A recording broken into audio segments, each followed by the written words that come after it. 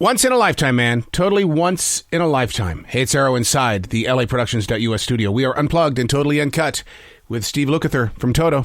I'm doing very well. How are you? Fantastic. 40 tours around the sun. Instantly, when I heard that title, the first thing I thought of was Hold the Line spinning on my turntable back in the 1970s. Oh, wow. Thanks a lot.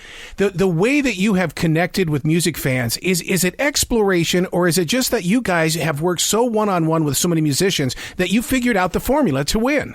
Actually, no, man. Every day was just, what are we doing today? We had no idea. There's no rehearsals, no demos, no nothing. And back in the day, and it's always been that way ever since in high school.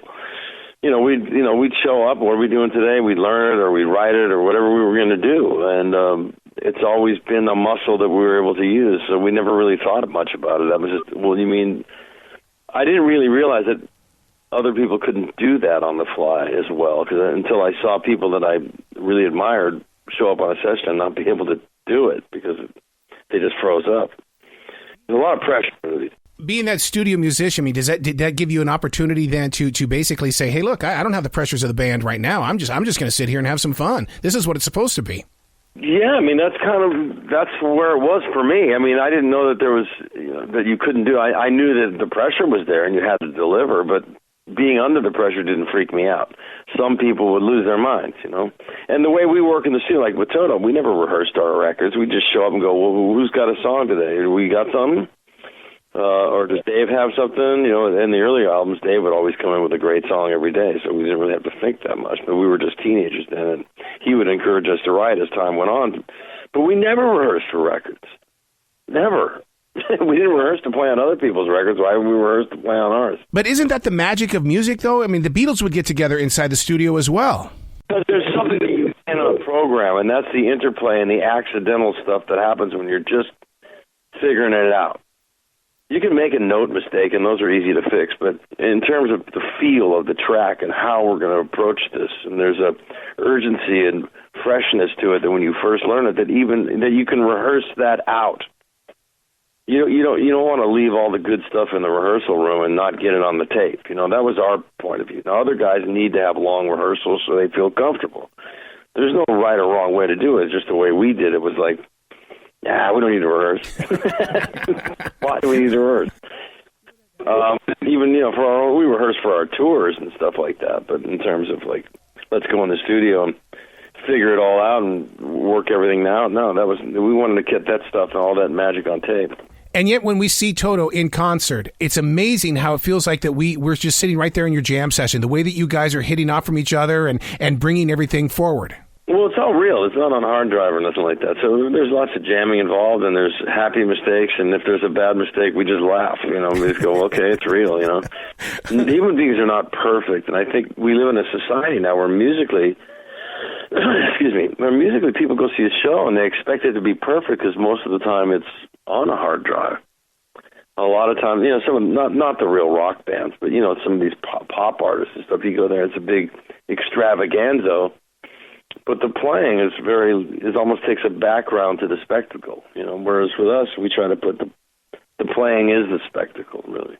We've always believed in that, letting everybody have a chance to shine on the stage. Everybody gets a moment to show what they got, and we pass the ball around in terms of songs and vocals and solos and all the rest of it. So to keep it interesting for the non-musician, if you will.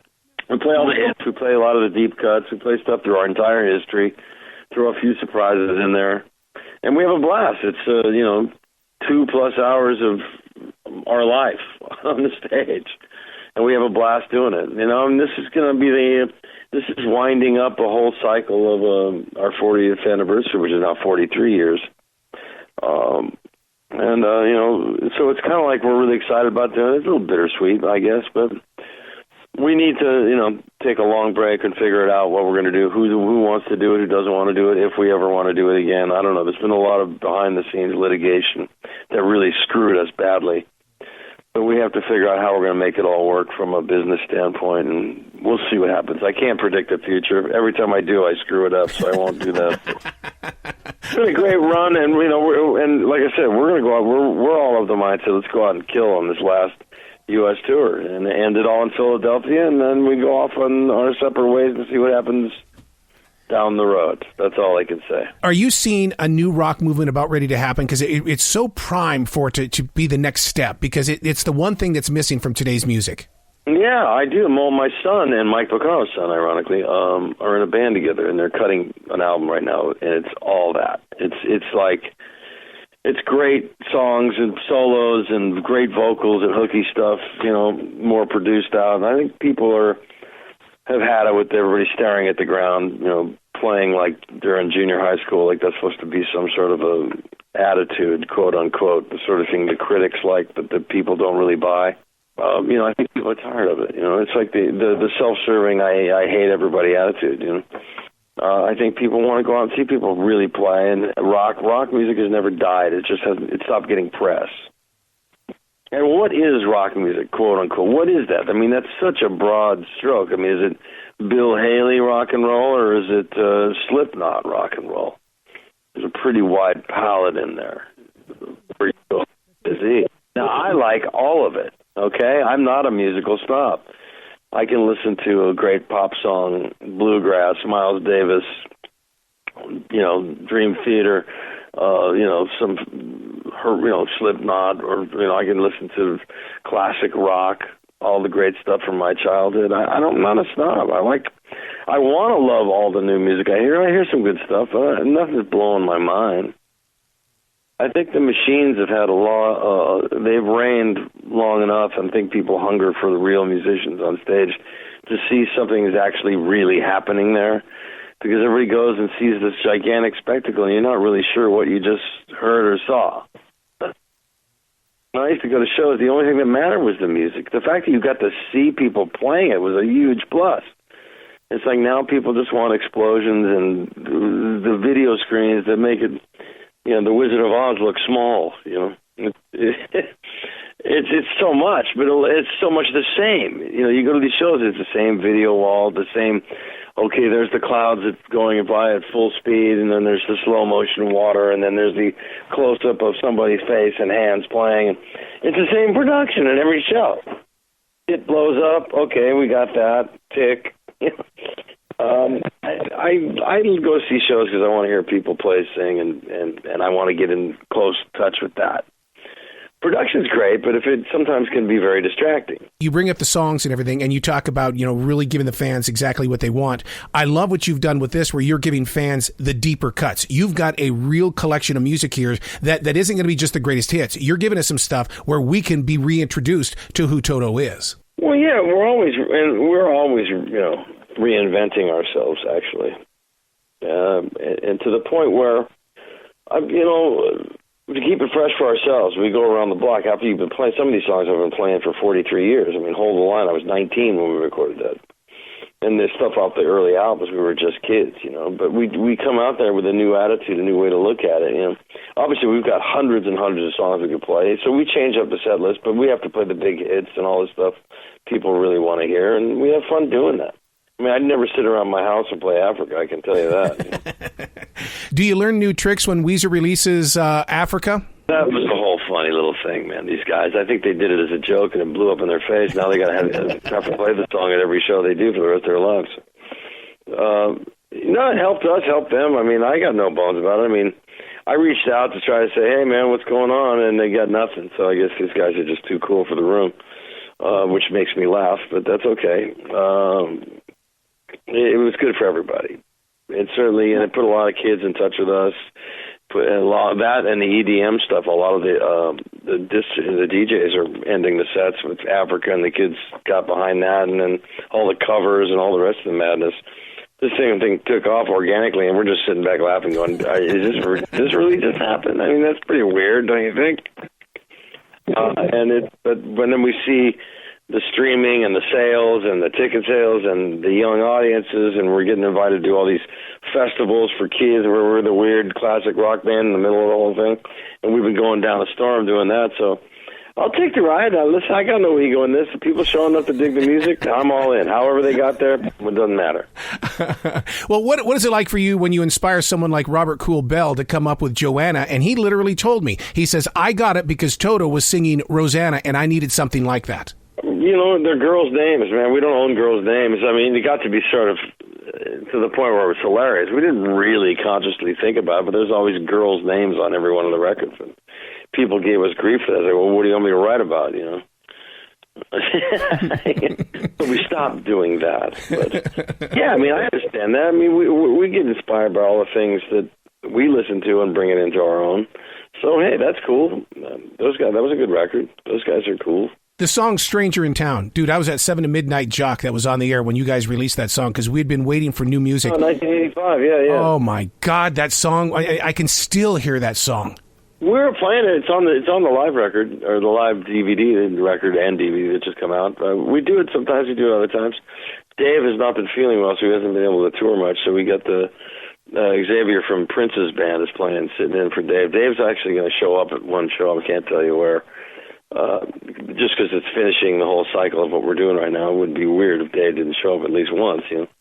I mean, he's fine. He just can't physically tour. He's got medical issues. But I'm the youngest guy in the band, and I'm not young anymore. My daughter's father is a studio musician, and I'm told that you guys know each other. Bruce Geitch. Bruce Geitch, yeah. Yeah. Really? Great songwriter. Yeah, of course I know him, yeah. I mean, I don't know him that well, but we know each other and say, hey, bro, what's up? Hey, Bruce, what's up? I think I met him through Richard Marx, actually, and working a lot around. I was sort of out of the studio thing at that point, and he was just doing them, you know. So, yeah, no, he's an excellent musician, songwriter, and all that stuff. Tell him I said hi. You're giving fans that extra special treatment with this DVD in the way that I'm reminded of Frampton Comes Alive, because you're putting us inside that concert. Well, thanks. It'll be better when you can visualize it and you can see it all, too. But, you know, hey, Peter's an old dear friend of ours, man, friend of mine, you know, since our very first tour, man. His son and my son are close friends. You know, I mean, I love Peter. And I'm really saddened by his physical thing that's going on right now, but he's out there killing it. You can't argue with that, man. I adore the guy. Billions of people have watched your videos. How do you coach your son who's just getting inside the music industry? He goes on the road with his band What's So Not, which is a big EDM thing. It's part of the whole Skrillex community and all those guys. We actually worked together on a track on our new record with all those guys. But my son plays with him, and he's got a band with Mike Piccaro's son called ZFG, which they may change their name, but they're working on an album right now, which is really cool stuff. Really good. So he knows that it's not like it used to be. I mean, we've got 1 billion streams. That's a B with like Bob, billion. Yep. I don't know what that means. That's a lot of people streaming the music, you know, and then we're getting 12 million individual ones a month from all these people discovering the music through other weird avenues. But you know, the fact that it got out the front door and out of North Hollywood is amazing to me. The fact that it's been around the world for, you know, going on 45 years is pretty scary. You can't monetize it the way you used to be able to. You know, that would be an extraordinary amount of money if it was old school. But it's not. So you have to, you know, being on the road is where the bread and butter is. So we go out there, and all these things lead up to that. You know, however your music is found, whether it be Spotify, YouTube, or whatever, you know, it doesn't matter that they don't pay us nothing for it. It's a different business now. So it's harder for young bands because if they'll only play one track and say you get a hit with one song, well, who's going to pay, you know, $100 or $70 to go see you play one song? So in the bigger picture of how do you build a long career, that's going to be harder. An album, at least you buy the first album, you know 10 songs of the set. And usually as a first album, when you go on the road, you play your album and a couple of cover songs to cover up the time you have on stage until you can write your second album, and off you go. If you can only get one song on the radio or on the streaming, how do you build a career with one song? When there's so many people knocking down the door to get in that spot for the one song. Speaking of building that career, how did you keep Toto's sound so unique with you being in so many studio sessions and things, but yet Toto had its own way and walk? You know, I really don't know, man, because we never talked about it. It's just the way the music came out when we were standing in the room playing it together. You know what I mean? It's the only thing. I mean, it's a chemical thing. You know, for lack of anything else that I could give you right now. It's just what happens when we play it. And even when just various combinations of us were on certain other records, Jeff Vaccaro and I used to play on a lot of records together outside of Toto. So, I mean, there was a little bit of that gets snuck in just the way we play. But something very unique would happen when you put the combination of the guys that were in the original Toto band, or as many of us together as possible. Musically, another sound comes out, and we don't really change anything. It's just what happens when that combination of players chemically gets in a room and creates music. I can't put my finger on it. I couldn't recreate it with other people. I play the same songs with Ringo. They don't sound anything like Toto. They sound like me doing a version of this with some great players that are in another band. Even though they're really playing the same notes, I can't. It's just the way everybody plays the touch, the feel, where they feel the time, the licks that are put in, the signature stuff. I can't really tell you. And that's a broad stroke. That's all I got. When you've been a part of 5,000 albums, how is it that do you create your own soundtrack from that? Or is it that it gives you that drive to endlessly continue to create new music? I don't think about it, man. I think about it if I hear it on the radio by accident, but I don't listen.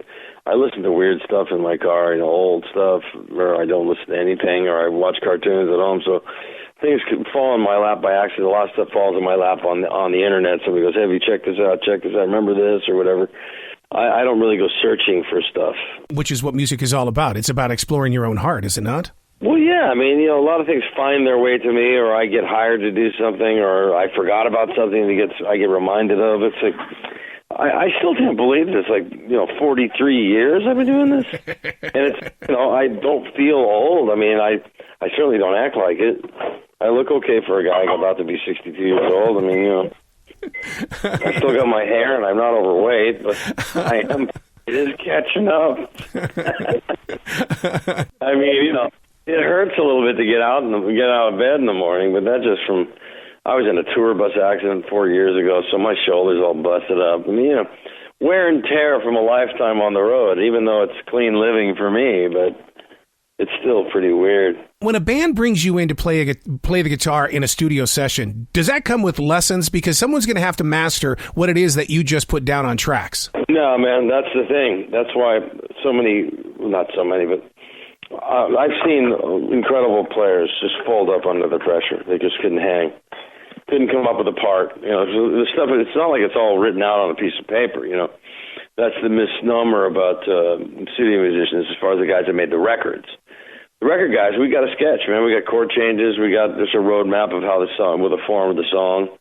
Yeah. There's maybe written rhythmic notation here and there, little bits and pieces. He had to be able to read music, but not. Most of it was 90% was fill in the blanks. They had no rehearsal, no demos, show up. Who am I working with? What kind of music are we playing today? Okay. What are you going to play? Okay, the first rundown, we're kind of fumbling through, making changes and corrections on the music. No, it goes there. Let's change this. This is much better if we do this. We rewrite, rearrange, and pretty much co-produce every session we ever did because we were given a little, and then what you got back was a completely rewritten song that's polished and arranged. And that's what we did every day. So you develop that muscle by doing it and not being afraid of the red light. A lot of people can be great, but then they see the pressure and they go, "Oh, my God," and they just couldn't do it. And it would be like, wow, okay, so the fact that it was really simple for us is the reason why they hired us all the time. Not a lot of guys could do that under pressure. And the older guys were jazz guys, and we were like rock guys that could play all this different kinds of music. So we were sort of like the last generation after, let's say, after the Wrecking Crew, if you know who those guys are. They're studio musician heroes, So I've always wondered, though, in watching you perform, and I've seen you live and I've seen you on the videos and things, are you the musician, are you the musical instrument, or is the guitar the musical instrument? Because both of you, there's such a collaboration going on. You know what, man? I never really thought about that before. It's an interesting question. I think that it becomes one. When my whole life I've had a guitar around my neck, so for me there's nothing weird or abnormal about that. You know what I mean? It's just a matter of, it becomes one thing. I put on the instrument, I hear something that I'm supposed to do, I get immediately inspired by it, and I start creating, I start playing. And then as it develops in the room, everybody starts coming up with interesting parts. It's instant arrangement. It just becomes one huge brain in the room. And usually we nail the stuff, in the first few takes, and it would be done. Then we'd start overdubbing it, or if somebody makes a mistake, you fix a stupid mistake. The overall feel is what you're going for, and that's what we do every day for decades. So this was second nature for us. For somebody outside walking into it, it would be scary. DJs have radio nightmares. Do musicians?